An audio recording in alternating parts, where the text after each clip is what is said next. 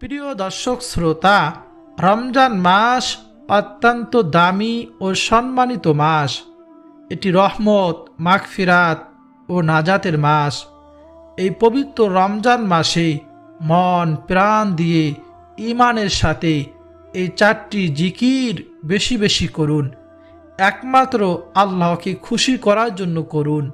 নবীজি সাল্লাল্লাহু আলাইহি ওয়াসাল্লাম সর্বদা এই 4টি জিকির করতেন। প্রিয় দর্শক, এই 4টি জিকির কি যদি না জেনে থাকেন তাহলে আমি অনুরোধ করে বলবো ধৈর্য সহকারে ভিডিওটি দেখুন, তাহলে শিখতে পারবেন। প্রিয় দর্শক, জিকির বড় দামি একটি ইবাদত। নবীজি বলেন যে কলব আল্লাহ তাআলার জিকির করে সে কলব হলো জীবিত মানুষের মতো, আর যে কলব আল্লাহ তাআলার জিকির করে না সে কলব হলো মৃত মানুষের মতো। সাহাবায়ে কিরাম জিজ্ঞেস করলেন, ও নবী, কলব আবার কি? নবীজি বলেন, প্রতিটি মানুষের বাম দুধের 2 আঙ্গুল নিচে একটা গোস্তের টুকরো আছে। ওই গোস্তের টুকরো যদি ভালো হয় পুরো মানুষটাই ভালো হয়ে যায়, আর যদি গোস্তের টুকরো যদি খারাপ হয় পুরো মানুষটাই খারাপ হয়ে যায়। ও আমার সাহাবীরা শোনো, সেই গোস্তের টুকরোর নামই হলো কলব। যখন মানুষ একটি গুনাহের কাজ করে তখন সেই গোস্তের টুকরোর মধ্যে একটি কালো দাগ পড়ে। যখন সে 2টি গুনাহের কাজ করে তখন সেই গোস্তের টুকরোর মধ্যে আরেকটি কালো দাগ পড়ে। যখন সে এমনিভাবে গুনাহের কাজ করতেই থাকে তখন দাগ পড়তে পড়তে এক সময় সে কলবটা একেবারে অপবিত্র হয়ে যায়। নাউজুবিল্লাহ। সাহাবায়ে কিরাম নবীজিকে জিজ্ঞেস করলেন, ইয়া রাসূলুল্লাহ, ইয়া হাবিবাল্লাহ, সেই গোস্তের টুকরো আবার কিভাবে পবিত্র করতে হয়? নবীজি বলেন, যখন কোনো ব্যক্তি আল্লাহ তাআলা নামের উপর জিকির করে তখন সেই জিকিরের ধাক্কায় গোস্তের টুকরোটা পরিষ্কার পরিচ্ছন্ন হয়ে যায়, পবিত্র হয়ে যায়। সেই গোস্তের টুকরোর মধ্যে শয়তান আর বসে থাকতে পারে না। বলুন না সুবহানাল্লাহ। এই জন্য দেখবেন আমরা অনেকেই নামাজ, রোজা, এক কথায় ভালো কাজ, নেক কাজ আমল করতে ভালো লাগে না, বিরক্ত লাগে। কারণ আমাদের কলব অপবিত্র হয়ে আছে, আমাদের কলব একেবারে নষ্ট হয়ে গিয়েছে। এজন্য নেক কাজ করতে, আল্লাহ সুবহানাহু ওয়া তাআলার হুকুম, নবীজির সুন্নতগুলো মেনে চলতে আমাদের জন্য খুবই কষ্ট হয়ে যায়। আমরা যদি বেশি বেশি জিকির করে এই কলবকে পবিত্র করতে পারি তাহলে তখন আমাদের কলব যদি পরিষ্কার হয়ে যায় আমাদের নেক কাজ করতে ভালো লাগবে, তখন গুনাহ কাজ করতে, খারাপ কাজ করতে আমাদের ভালো লাগবে না। এজন্য আমাদের কলবকে আগে পরিষ্কার করতে হবে। প্রিয় দর্শক শ্রোতা, এই জিকির বড় একটি দামি ইবাদত। আমরা এই জিকির এই পবিত্র মাহে রমজানে বেশি বেশি করব।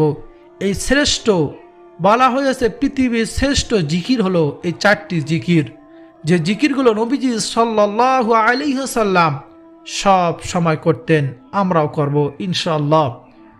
এই জিকিরের ফজিলত সম্পর্কে হযরত ইবনে বশর রাদিয়াল্লাহু তাআলা আনহু বলেন, এক লোক বলল, নবীজি সাল্লাল্লাহু আলাইহি ওয়াসাল্লামের কাছে এসে বলল, ইয়া রাসূলুল্লাহ, আমার জন্য ইসলামের শরীয়তের বিষয় আদিগুলো অতিরিক্ত হয়ে গিয়েছে, সুতরাং আমাকে এমন একটি বিষয় জানান যা আমি মজবুতভাবে আমল করতে পারি। তখন নবীজি সাল্লাল্লাহু আলাইহি ওয়াসাল্লাম বললেন, সর্বদা তোমার জিহ্বা যেন আল্লাহ তাআলার জিকিরের দ্বারা সিক্ত থাকে। অর্থাৎ নবীজি সাল্লাল্লাহু আলাইহি ওয়াসাল্লাম লোকটিকে আল্লাহ তাআলার জিকিরের আমলের কথা বললেন, তুমি সদা সর্বদা আল্লাহ তাআলা জিকির করবে। বলুন না সুবহানাল্লাহ। প্রিয় দর্শক, বুঝতে পেরেছেন জিকির কত দামি একটি ইবাদত।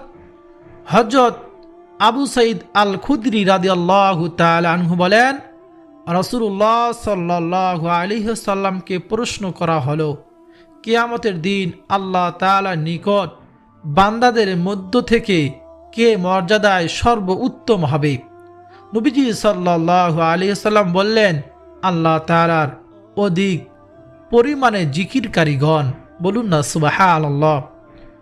প্রিয় দর্শক, আবু দারদা রাদিয়াল্লাহু তাআলা আনহু তিনি বলেন, নবীজি বলেছেন, আমি তোমাদেরকে কি তোমাদের অধিক উত্তম কাজ প্রসঙ্গে জানাবো না, যা তোমাদের মনিবের নিকট সবচেয়ে পবিত্র, তোমাদের সম্মানের দিক থেকে সবচেয়ে উঁচু, স্বর্ণ ও রৌপ্য দান খয়রাত করার চেয়ে বেশি ভালো, এবং তোমাদের শত্রুর মোকাবেলায় অবতীর্ণ হয়ে তাদেরকে হত্যা করা কিংবা শহীদ হওয়ার থেকে অতি উত্তম। বলুন না সুবহানাল্লাহ। তখন সাহাবারা বললেন, হ্যাঁ নবীজি সাল্লাল্লাহু আলাইহি ওয়াসাল্লাম বললেন, সেটি হলো আল্লাহ তাআলা জিকির। এ হাদিসে নবী করিম সাল্লাল্লাহু আলাইহি ওয়াসাল্লাম আল্লাহ তাআলা জিকিরের 5টি ফায়দা ও শ্রেষ্ঠত্বর বয়ান করেছেন। সেগুলো হলো, 1 নম্বরে জিকির হলো সর্বোত্তম আমল। 2 নম্বরে জিকির আল্লাহ তাআলার কাছে সবচেয়ে পবিত্র আমল। 3 নম্বর, আল্লাহর জিকিরের ফলে সম্মান বৃদ্ধি পায়। 4 নম্বর হলো জিকির করা স্বর্ণ রৌপ্য দান খয়রাত করার চাইতে উত্তম। 5 নম্বর, জিকির করা জিহাদে শহীদ হওয়ার চেয়েও ভালো। বলুন না সুবহানাল্লাহ। এই হাদিসের শেষে হযরত মুআজ ইবনে জাবাল রাদিয়াল্লাহু তাআলা আনহু বলেন, আল্লাহর শাস্তি হতে মুক্তি পাওয়ার জন্য আল্লাহ তাআলা জিকিরের তুলনায় অগ্রগণ্য কোনো জিনিস নেই। অর্থাৎ যে যত জিকির করবে সে তত বেশি আল্লাহ তাআলার আযাব গজব থেকে দূরে থাকবে। বলুন না সুবহানাল্লাহ।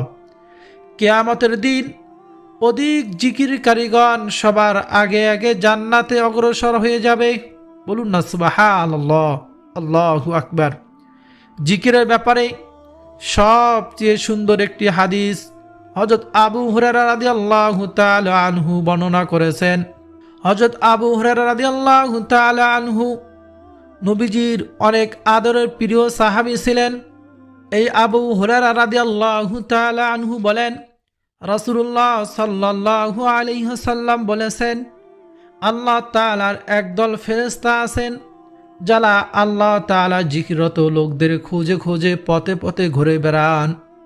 যখন তারা কোথাও আল্লাহ তাআলা জিকিরত লোকদেরকে দেখতে পান, তখন ফেরেশতারা একজন আরেকজনকে ডাক দিয়ে বলেন, তোমরা আপন আপন কাজ করার জন্য এগিয়ে আসো। তখন তারা তাদের ডানাগুলো দিয়ে সেই লোকদেরকে ঢেকে ফেলেন নিকটবর্তী আকাশ পর্যন্ত। বলুন না সুবহানাল্লাহ। তখন আল্লাহ তাআলা সব কিছু জানা সত্ত্বেও ফেরেশতাদেরকে জিজ্ঞাসা করেন, আমার বান্দারা কি বলতেছে? তখন ফেরেশতারা বলেন, তারা আপনার পবিত্রতা বর্ণনা করতেছে, তারা আপনার শ্রেষ্ঠত্বর ঘোষণা দিচ্ছে, তারা আপনার গুণগান করতেছে এবং তারা আপনার মহত্ব প্রকাশ করতেছে। তখন আল্লাহ তাআলা জিজ্ঞেস করবেন, ও আমার ফেরেশতারা, এই সমস্ত বান্দা বান্দি কি আমাকে দেখেছে? তখন ফেরেশতারা বলবে, হে আমার প্রতিপালক, আপনার শপথ, তারা আপনাকে কোনোদিনও দেখেনি। আল্লাহ তাআলা বলবেন, আচ্ছা তবে যদি তারা আমাকে দেখতো? তারা বলবেন, অর্থাৎ ফেরেশতারা বলবেন, ও আল্লাহ, যদি তারা আপনাকে দেখতো তারা আরও অধিক পরিমাণে আপনার ইবাদত করত, আরও অধিক পরিমাণে আপনার মহত্ব ঘোষণা করত, আরও অধিক পরিমাণে আপনার পবিত্রতা বর্ণনা করত। আল্লাহ তাআলা তখন বলবেন, ও আমার ফেরেশতারা, এই সমস্ত বান্দা বান্দিরা আমার কাছে কি চায়? ফেরেশতারা বলবে, তারা আপনার কাছে জান্নাত চায়। আল্লাহ তাআলা আবার ফেরেশতাদেরকে জিজ্ঞেস করবেন, তারা কি জান্নাত দেখেছে? ফেরেশতারা বলবেন, আপনার সত্তার কসম, হে আল্লাহ, হে আমার রব, তারা জান্নাত দেখেনি। আল্লাহ তাআলা জিজ্ঞেস করবেন, যদি তারা জান্নাত দেখত তবে তারা কি করত? ফেরেশতারা জবাবে বলবে, যদি তারা জান্নাত দেখত তাহলে তারা জান্নাতের আরও অধিক লোভ করত, আরও বেশি চাইতো এবং এর জন্য আরও বেশি বেশি আকৃষ্টিত হতো। আল্লাহ তাআলা জিজ্ঞেস করবেন, ও আমার ফেরেশতারা, এই সমস্ত বান্দা বান্দিরা কি থেকে আশ্রয় চায়? ফেরেশতাগণ বলবেন, জাহান্নাম থেকে। আল্লাহ তাআলা আবার জিজ্ঞেস করবেন, তারা কি জাহান্নাম দেখেছে? তারা জবাবে বলবে, আল্লাহর কসম হে প্রতিপালক, এই সমস্ত আপনার বান্দা বান্দিরা জাহান্নাম দেখেনি। আল্লাহ তাআলা আবার জিজ্ঞেস করবেন, যদি তারা জান্নাত দেখত তখন তাদের কি হতো? ফেরেশতারা বলবে, যদি তারা জাহান্নাম দেখত তাহলে তারা তা থেকে দ্রুত পালিয়ে যেত এবং একে অত্যন্ত বেশি ভয় করত। তখন আল্লাহ তাআলা বলবেন, আমি তোমাদেরকে সাক্ষী রাখছি, ও আমার ফেরেশতারা সাক্ষী থাকো, এই সমস্ত বান্দা বান্দিদেরকে আমি ক্ষমা করে দিলাম। বলুন না সুবহানাল্লাহ, আল্লাহু আকবার। প্রিয় দর্শক শ্রোতা, জিকির যে কি ফজিলত, জিকির যে কত দামি ইবাদত, আপনি কল্পনা করতে পারবেন না। এই জিকিরের সম্পর্কে ফজিলত বলতে গেলে অনেক লম্বা হয়ে যাবে ভিডিওটি, আপনি ধৈর্য হারা হয়ে যাবেন আর বলবেন, হুজুর এই 4টি জিকির বলতে এত সময় লাগে? আগে যদি ফজিলতকে জানতে পারি আমাদের কি লাভ হবে, তাহলে আমল করতে আমাদের জন্য ভালো লাগবে, আমরা জানতে পারবো এই আমল করলে আমাদের কি উপকার হবে। প্রিয় দর্শক শ্রোতা, এখন সেই 4টি জিকির আমরা জানব। 1 নম্বর জিকিরটা হলো হযরত আবু হুরায়রা রাদিয়াল্লাহু তাআলা আনহু, তিনি বলেন, কোনো বান্দা যদি একনিষ্ঠতার সঙ্গে লা ইলাহা ইল্লাল্লাহ বলবে, আল্লাহ তাআলা তার জন্য আকাশের সকল দরজা খুলে দেন। বলুন না সুবহানাল্লাহ। বলা হয়েছে সর্বশ্রেষ্ঠ জিকির হলো লা ইলাহা ইল্লাল্লাহ। এই লা ইলাহা ইল্লাল্লাহ আপনি উজু অবস্থায়, উজু ছাড়া, শুয়ে বসে, চলন্ত অবস্থায়, কাজ করা অবস্থায়, সর্ব অবস্থায় পাঠ করতে পারবেন। এই লা ইলাহা ইল্লাল্লাহ জিকিরটি আমরা বেশি বেশি করব। এই লা ইলাহা ইল্লাল্লাহ এর ফজিলত শুনলে আপনি অবাক হয়ে যাবেন। একবার নবী মূসা আলাইহিস সালাতু ওয়াস সালাম আল্লাহ তাআলাকে বললেন, আল্লাহ আমাকে এমন একটি বাক্য, এমন একটি দোয়া, এমন একটি জিকির শিখিয়ে দিন যারা আমি নবী মূসা তোমাকে ডাকতে পারি, তোমার জিকির করতে পারি। আল্লাহ তাআলা নবী মূসা আলাইহিস সালাতু ওয়াস সালামকে বললেন, এ নবী মূসা তুমি বলো লা ইলাহা ইল্লাল্লাহ। নবী মূসা আলাইহিস সালাতু ওয়াস সালাম আল্লাহ তাআলাকে বললেন, হে আল্লাহ, আপনার সকল বান্দাই তো এই লা ইলাহা ইল্লাল্লাহ জানে, আমি চাইছি এমন একটি সিক্রেট, গোপন আমল, গোপন দোয়া আমাকে শিখিয়ে দিবেন যা আমি নবী মূসা আপনার ইবাদত করব। আল্লাহ সুবহানাহু ওয়া তাআলা নবী মূসা আলাইহিস সালাতু ওয়াস সালামকে বললেন, হে নবী মূসা তুমি শোনো, এই লা ইলাহা ইল্লাল্লাহকে তুমি ছোট মনে করিও না। আমি ছাড়া 7 আসমান, 7 জমিন, সকল সৃষ্টিকুলকে যদি তুমি এক পাল্লায় রেখে দাও, লা ইলাহা ইল্লাল্লাহ অপর পাল্লায় রেখে দাও, লা ইলাহা ইল্লাল্লাহর পাল্লা ভারী হয়ে যাবে। বলুন না সুবহানাল্লাহ, আল্লাহু আকবার। এজন্য লা ইলাহা ইল্লাল্লাহ জিকিরটি আমরা বেশি বেশি করব। তারপর 2 নম্বর জিকিরটি হলো সুবহানাল্লাহি ওয়া বিহামদিহি। সুবহানাল্লাহি ওয়া বিহামদিহি বেশি বেশি পাঠ করব। নবীজি সাল্লাল্লাহু আলাইহি ওয়াসাল্লাম বলেন, যে ব্যক্তি সুবহানাল্লাহি ওয়া বিহামদিহি প্রতিদিন 100 বার পাঠ করবে, সমুদ্র ফেনা পরিমাণ সগীরা গুনাহ থাকলেও তাকে মাফ করে দেওয়া হবে। বলুন না সুবহানাল্লাহ, আল্লাহু আকবার।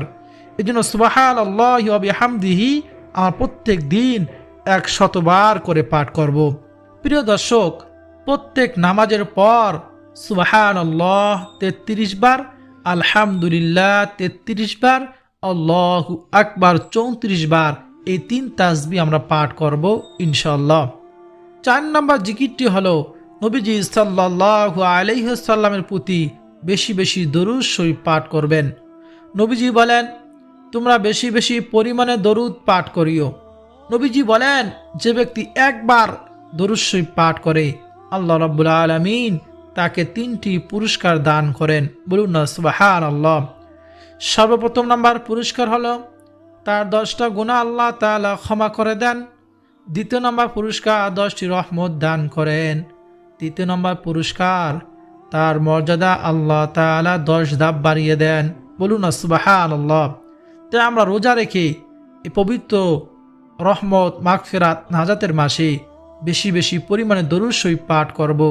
সব থেকে ছোট দরুদ সাল্লাল্লাহু আলাইহি সাল্লাম এবং সব থেকে বড় দরুদ, শ্রেষ্ঠ দরুদ দরুদ ইব্রাহিম। আমরা নামাজের মধ্যে যে দরুদটি পড়ে থাকি তা হলো আল্লাহুম্মা সাল্লি আলা মুহাম্মাদিন ওয়া আলা আলি মুহাম্মাদ কামা সাল্লাইতা আলা ইব্রাহিম ওয়া আলা আলি ইব্রাহিম ইন্নাকা হামিদুম মাজিদ। আল্লাহুম্মা বারিক আলা মুহাম্মাদ ওয়া আলা আলি মুহাম্মাদ কামা বারাকতা আলা ইব্রাহিম ওয়া আলা আলি ইব্রাহিম ইন্নাকা হামিদুম মাজিদ। এই দরুদটি পাঠ করার চেষ্টা করব। নবীজি সাল্লাল্লাহু আলাইহি ওয়াসাল্লাম আরো হাদিসের মধ্যে বলেছেন, যে ব্যক্তি আমার প্রতি বেশি বেশি দরুদ শরীফ পাঠ করবে সে হাসরের ময়দানে আমার একেবারে নিকটেই থাকবে। প্রিয় দর্শক, সেই সময়টা কেমন হবে যখন আপনি নবীজি সাল্লাল্লাহু আলাইহি ওয়াসাল্লামকে নিজ চোখে দেখতে পারবেন। বলুন না সুবহানাল্লাহ, আল্লাহু আকবার। প্রিয় দর্শক শ্রোতা, এজন্য বেশি বেশি দরুদ শরীফ পাঠ করব এবং এমন 4টি জিকির রয়েছে যা একত্রে আমরা পাঠ করতে পারবো। এই 4টি জিকির আল্লাহ তাআলা নৈকট্য অর্জনের জন্য আমরা বেশি বেশি পাঠ করব। আল্লাহ তাআলার কাছে সবচেয়ে প্রিয় জিকির এই জিকিরগুলো। নবীজি সাল্লাল্লাহু আলাইহি ওয়াসাল্লামের কাছেও সবচেয়ে প্রিয় জিকির এই 4টি। তা হলো সুবহানাল্লাহি ওয়ালহামদুলিল্লাহি ওয়ালা ইলাহা ইল্লাল্লাহু ওয়াল্লাহু আকবার। আমি আবারও বলতেছি, এই 4টি জিকির আপনি ভেঙে ভেঙেও করতে পারবেন। সুবহানাল্লাহ, আলহামদুলিল্লাহ, লা ইলাহা ইল্লাল্লাহ, আল্লাহু আকবার। এই 4টি জিকির যে কোনো একটি দিয়ে আপনি শুরু করতে পারেন, অথবা এই 4টি জিকির শ্রেষ্ঠ 4টি জিকির আপনি একসঙ্গে এইভাবে পাঠ করতে পারেন। নবীজি এই জিকিরগুলো বেশি বেশি করতেন। বলা হয়েছে আল্লাহ তাআলার কাছে সবচেয়ে প্রিয় জিকির এই 4টি। নবীজি সাল্লাল্লাহু আলাইহি ওয়াসাল্লামের কাছেও পৃথিবীর সমস্ত জিনিসের চাইতে এই 4টি জিকির প্রিয়। সুবহানাল্লাহি ওয়ালহামদুলিল্লাহি ওয়ালা ইলাহা ইল্লাল্লাহু ওয়াল্লাহু আকবার। এই 4টি জিকির আমরা বেশি বেশি করব। রোজা রেখে সেহরির সময় এবং ইফতারির আগ মুহূর্তে সারা দিন হাঁটতে চলতে উঠতে বসতে আমরা 4টি জিকির বেশি বেশি করব। আল্লাহ তাআলা যেন আমাদের সবাইকে বেশি বেশি জিকির করার তৌফিক দান করেন। সকলেই বলি আমিন। আরেকটি আপনাদেরকে আমলের কথা বলে দেই, এই আমলটি প্রত্যেকেই করার চেষ্টা করব। তাহলে প্রত্যেক ফরজ নামাজের পর একবার আয়াতুল কুরসি পাঠ করবেন। নবীজি সাল্লাল্লাহু আলাইহি ওয়াসাল্লাম বলেন, প্রত্যেক ফরজ নামাজের পর সালাম ফিরানোর পর আয়াতুল কুরসি পাঠ করলে মৃত্যু ছাড়া জান্নাতে যাওয়ার জন্য তার জন্য কোনো বাধা থাকবে না। বলুন না সুবহানাল্লাহ। একটাই বাধা থাকবে, সেটা হলো মৃত্যু। সে যদি প্রত্যেক ফরজ নামাজের পর আয়াতুল কুরসি পাঠ করতে পারি, মৃত্যুবরণ করার সঙ্গে সঙ্গে আল্লাহ তাআলা জান্নাত দান করবেন। এজন্য প্রত্যেক ফরজ নামাজের পর আমরা আয়াতুল কুরসি পাঠ করার চেষ্টা করব ইনশাআল্লাহ। এই আয়াতুল কুরসি হলো সূরাতুল বাকারার 255 নম্বর আয়াত। তা হলো আউযু বিল্লাহি মিনাশ শাইতানির রাজীম, বিসমিল্লাহির রহমানির রহিম, আল্লাহু লা ইলাহা ইল্লা হুয়াল হাইয়ুল কাইয়্যুম, লা তাখুযুহু সিনাতুন ওয়ালা নাওম, লাহু মা ফিস সামাওয়াতি ওয়া মা ফিল আরদ, মান যাল্লাযী ইয়াশফা'ু ইনদাহু ইল্লা বিইযনিহি, ইয়া'লামু মা বাইনা আইদিহিম ওয়া মা খালফাহুম, ولا يحيطون بشيء من علمه إلا بما شاء، وسع كرسيه السماوات والأرض ولا يؤوده حفظهما وهو العلي العظيم। প্রিয় দর্শক শ্রোতা, এই যে আপনি মনোযোগ দিয়ে শুনলেন, আমি পাঠ করলাম, প্রত্যেকটি হরফের বিনিময় কমপক্ষে 10 নেকি করে আল্লাহ তাআলা আপনার আমার আমলনামার মধ্যে দিয়ে দেন। এবং পবিত্র মাহ রমজানে তার 70 গুণ বৃদ্ধি করে দেন। সকলে বলি আমিন। প্রিয় দর্শক শ্রোতা, এজন্য অবশ্যই আমরা এই পবিত্র রমজান মাসে আমরা রোজা রেখে এই আমলগুলো জিকিরগুলো করার চেষ্টা করব। আল্লাহ তাআলা যেন আমাদের সবাইকে পবিত্র মাহে রমজানে রোজা রেখে বেশি বেশি নেক আমল করা, কোরআন তেলাওয়াত করার, জিকির আজগার করার এবং সহি শুদ্ধভাবে রমজানের রোজা, তারাবির নামাজ, যাবতীয় ইবাদতগুলো করার তৌফিক দান করেন। সকলে বলি আমিন। প্রিয় দর্শক শ্রোতা, ভিডিওটি যদি আপনার কাছে ভালো লাগে অবশ্যই ভিডিওতে লাইক করবেন, কমেন্টে আমিন লিখবেন, চ্যানেলটি সাবস্ক্রাইব করে পাশে থাকা বেল বাটনটি অন করে রাখবেন আর ভিডিওটি শেয়ার করে দিবেন যাতে সকলে শিখতে পারে এবং জিকিরগুলো রমজান মাসে বেশি বেশি করতে পারে। আল্লাহ তাআলা আমাদের সেই সবাইকে সে তৌফিক দান করুন। সকলে বলি আমিন।